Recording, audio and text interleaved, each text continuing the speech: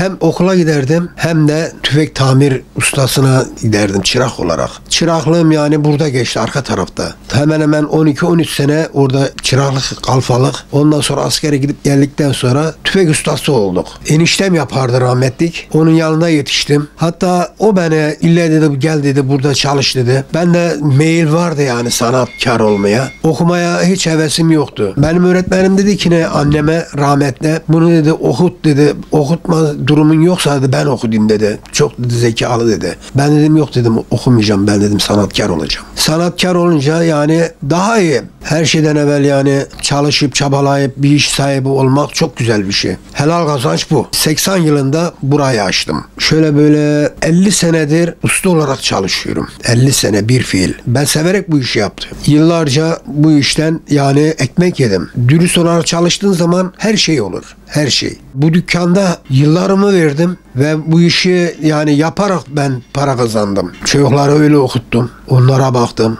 Evimi yaptırdım. Bundan yedik içtik. Çok şükür. Evet. Sabır, selat, alın teri, göz nuru. Yani bunlar çok önemli. Zaten sabır olmasa bu işi yapamazsın. Çok ince bir iş. Göz nuru. Böyle yani nakış gibi şey yapıyorsun. Kundak falan yaparken yani sabırsız kişi bu işi yapamaz. Ben kendim dolma tüfek yapardım. 16-17 yaşlarında sanatı tam böyle öğrenmem için dolma tüfek, ağızdan dolma yapardım. Tüfeği ben kendim yapardım. A'dan Z'ye. Yenik düştüğünü düşünüyorum da şöyle bir şey ama o zamanki olan tüfekleri de fabrika yapmıyor. Biz kendimiz burada tamiratını yapıyoruz. Tamiratını yaptığın zaman çalışır. Yoksa çalışmaz ki. Şimdi yeni çıkan tüfekleri de tamir ediyoruz. Fabrikasına gidip gelme bir hafta sürer. Ben burada 1 saat 2 saat içinde yapıyorum. Tabii yine onların gönderdiği parçaları da mesela burada satın alıyoruz. Ondan sonra yapıyoruz. Aktarılmaz ya. Kimse hiç benimsemiyor bu mesleği.